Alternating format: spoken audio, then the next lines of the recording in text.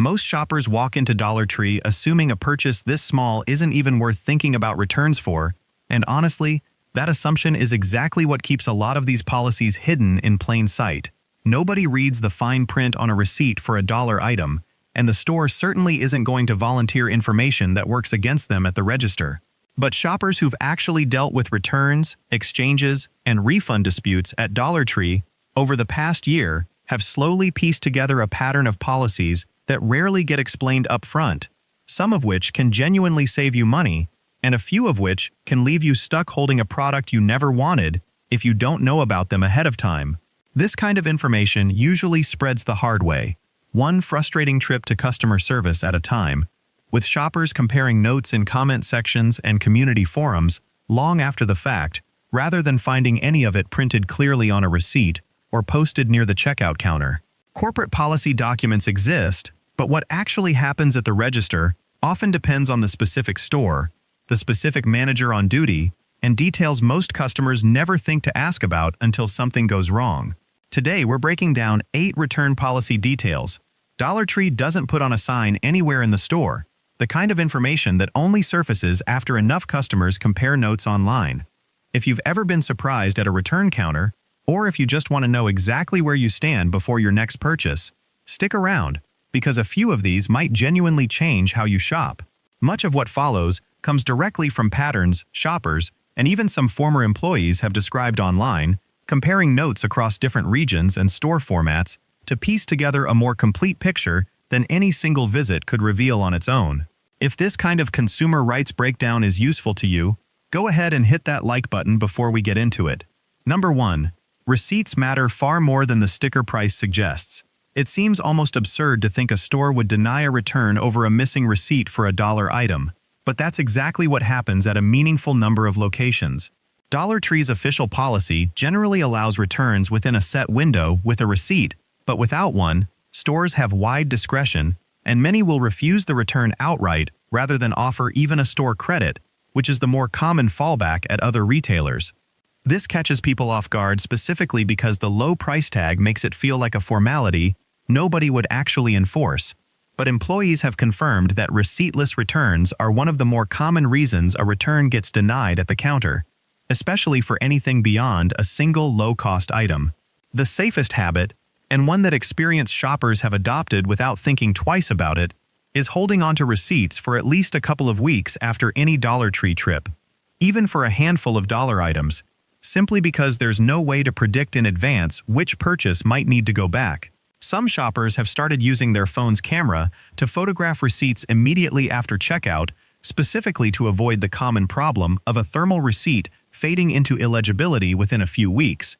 which is a well-known issue with the type of receipt paper many retailers use. It's also worth noting that a bank or credit card statement showing the purchase is rarely accepted as a substitute for the actual receipt, since it typically doesn't itemize which specific products were bought, which means the physical or photographed receipt really is the only reliable form of proof most stores will accept. A few shoppers have also started using store loyalty apps where available, since a digital purchase history tied to an account can sometimes serve as a backup when a physical receipt gets lost or damaged, though this option isn't universally available or consistently honored across every location. Some have even taken to keeping a small dedicated envelope or folder in the car, specifically for dollar store receipts, treating them with slightly more care than the low individual price tags might otherwise suggest is necessary. Number 2. There's a shorter return window than most people assume. A lot of shoppers assume dollar store purchases operate on a similarly generous timeline to bigger retailers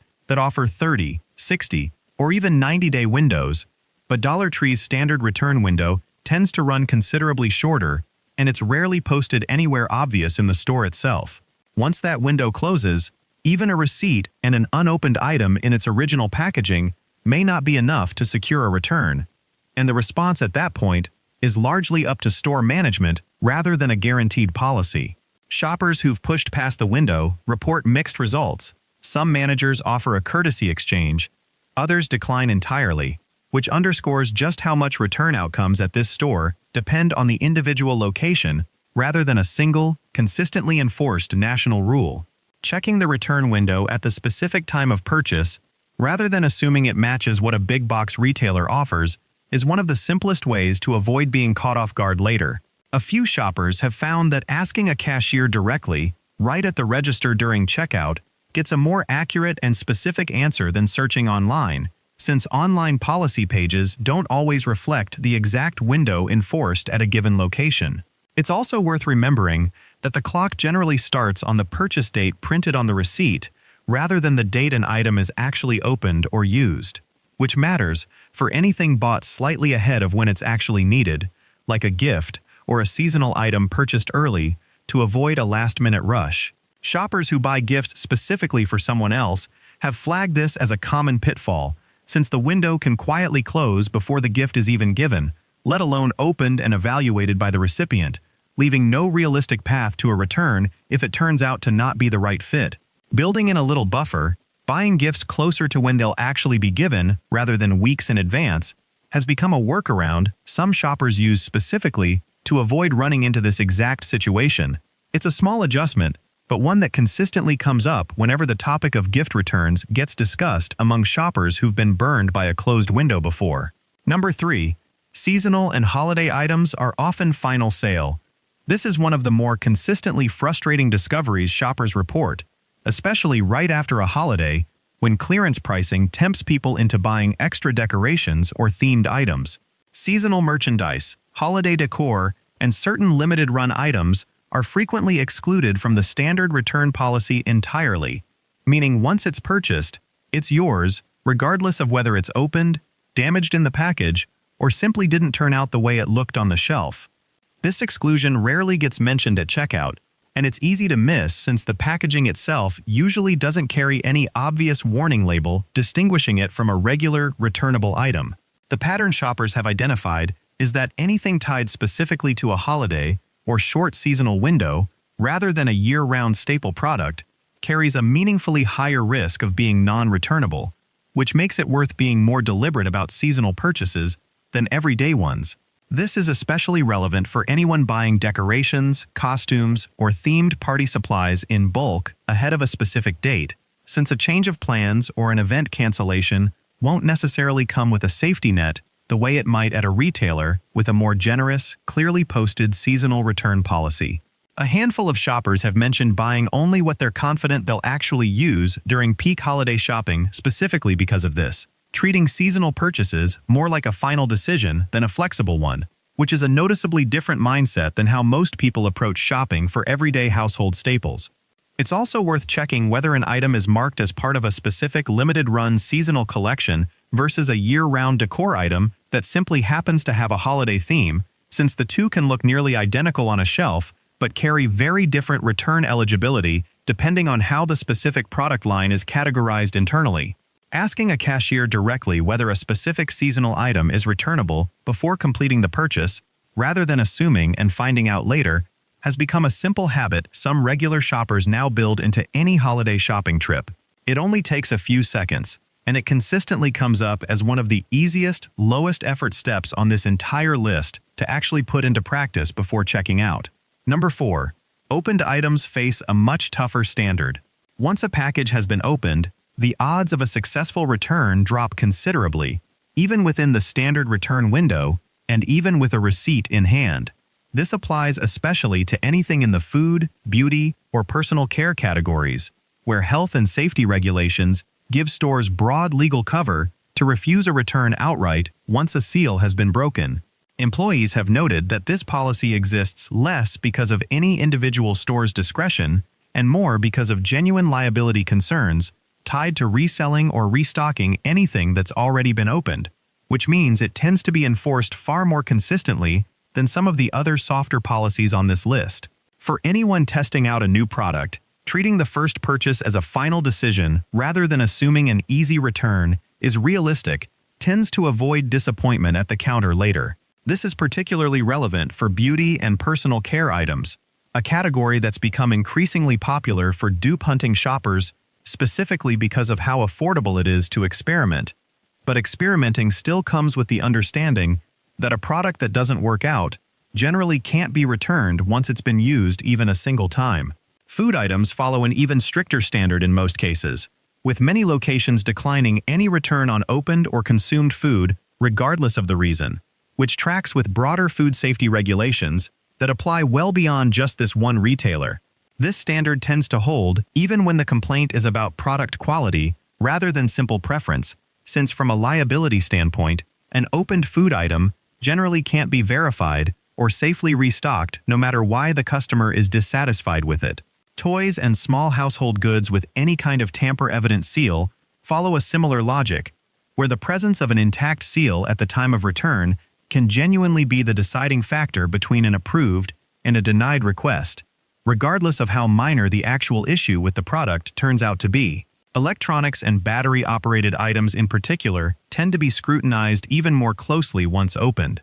since these categories carry a higher risk of return fraud industry-wide, which pushes many retailers, this one included, toward a stricter default stance regardless of how reasonable an individual customer's specific situation might actually be. Before continuing with the rest of the list, it's worth understanding why return policies at a store like this end up feeling so inconsistent from one visit to the next in the first place. Dollar Tree operates thousands of locations, many of them independently managed with a fair amount of day-to-day discretion left to store managers, and corporate guidance often functions more as a general framework than a strict, uniformly enforced rulebook. That gap between written policy and in-store practice is exactly why one shopper's experience can look completely different from another's, even for what seems like an identical situation. It also explains why calling ahead or asking a manager directly, rather than relying purely on what a policy page might say online, tends to produce more reliable answers than assuming every location interprets the rules the same way.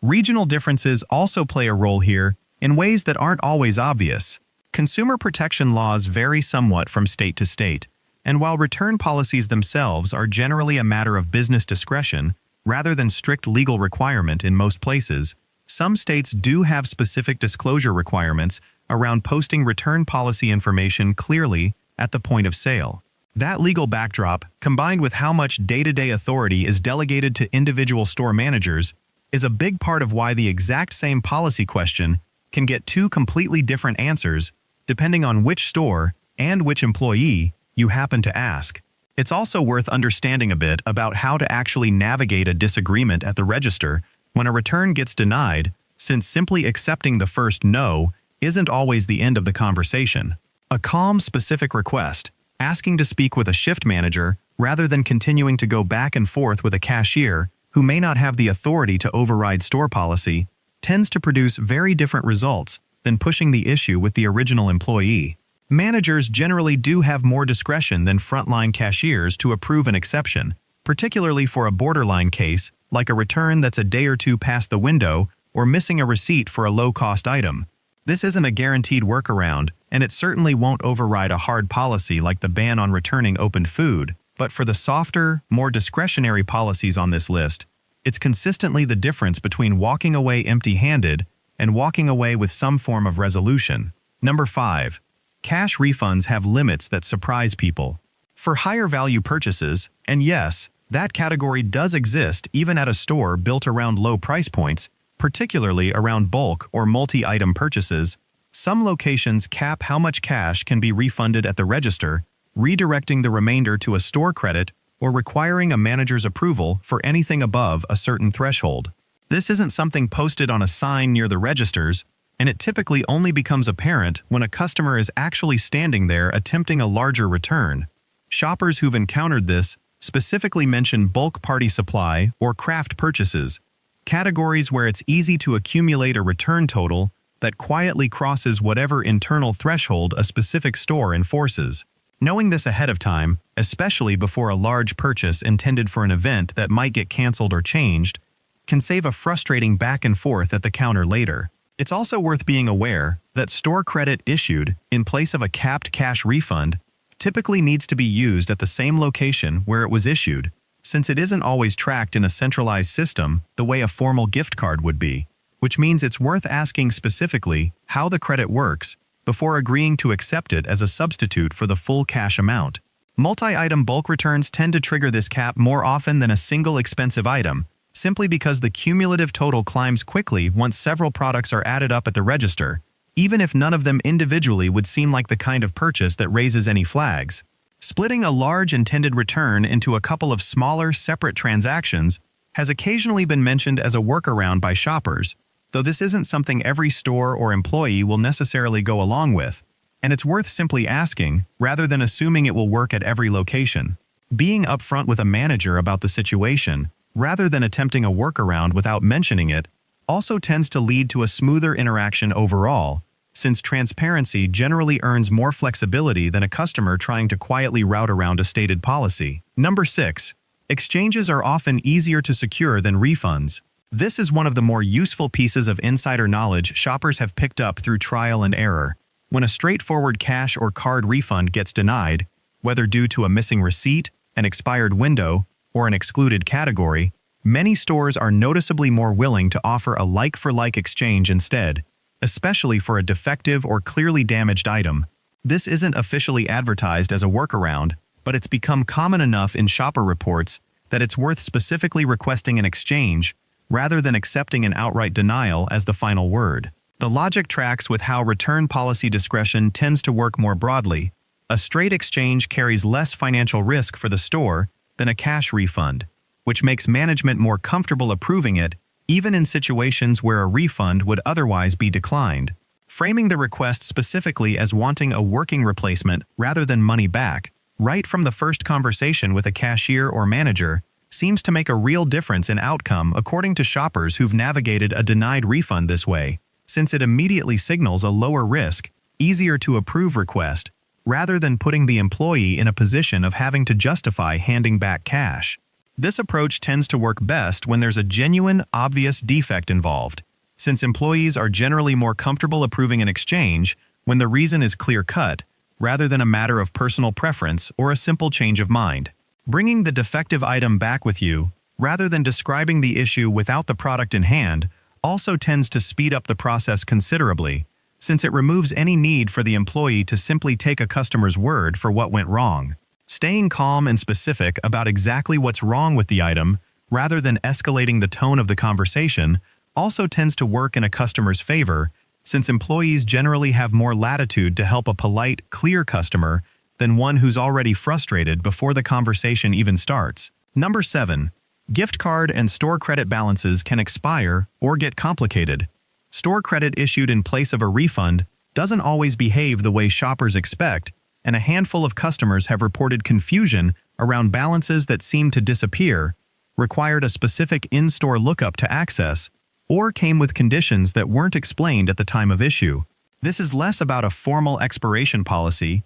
and more about inconsistent tracking between individual store systems, particularly for credit issued manually by a cashier rather than through a standard gift card. The safest approach shoppers have landed on is using any issued store credit relatively soon, rather than holding on to it indefinitely, and keeping whatever paper slip or receipt documentation was provided at the time it was issued, since that paperwork often becomes the only proof a balance exists if a system lookup comes back empty. This has come up specifically with manually issued credit, written on a small slip rather than loaded onto a proper gift card, which is more common at this type of retailer than at larger chains with more standardized point-of-sale systems. Treating any store credit the way you'd treat cash, sitting in a wallet, something to spend rather than something to save indefinitely, has been the most consistent piece of advice shoppers pass along after running into a balance that proved difficult to track down months later. It's also worth double-checking the balance amount is written clearly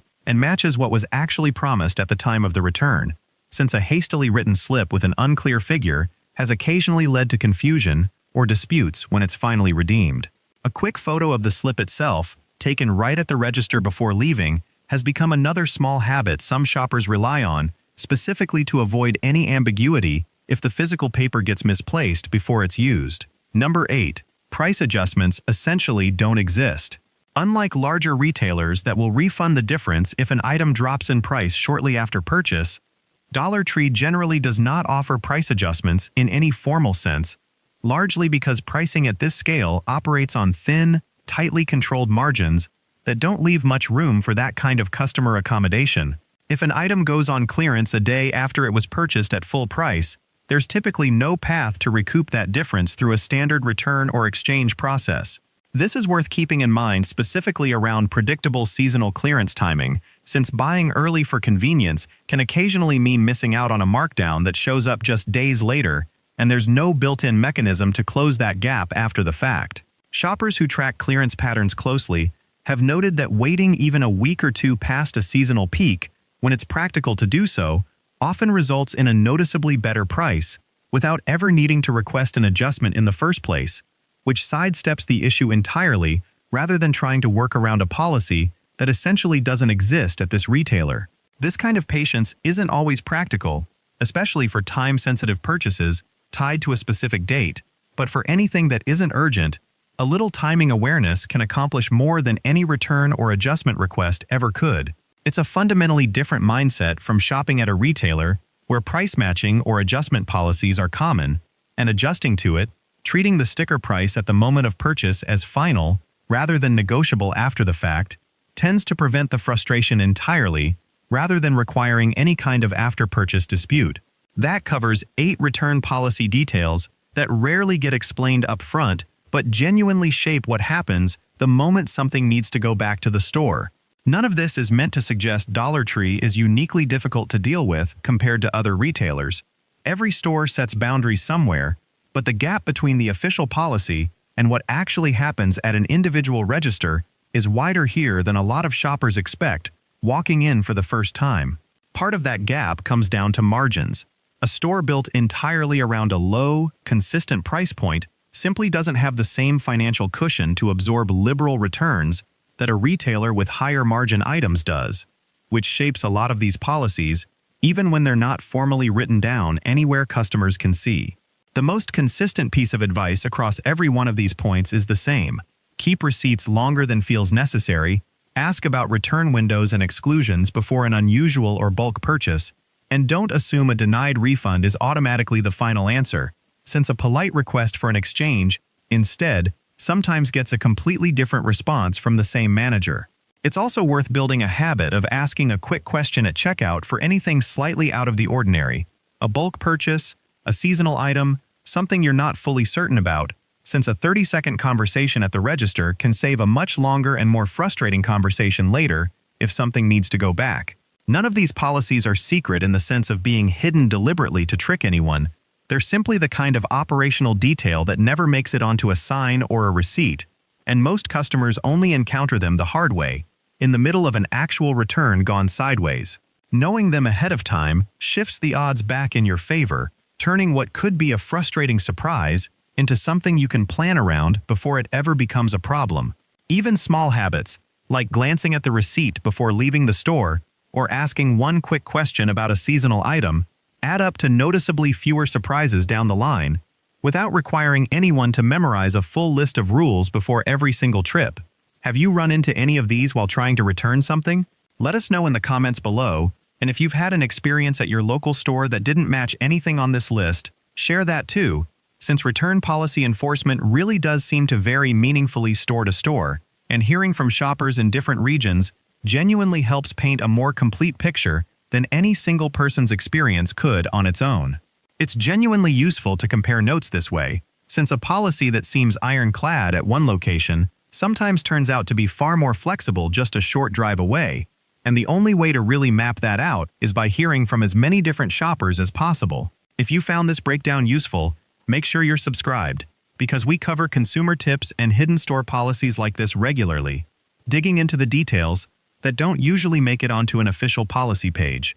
Thanks so much for watching, and we'll see you in the next video.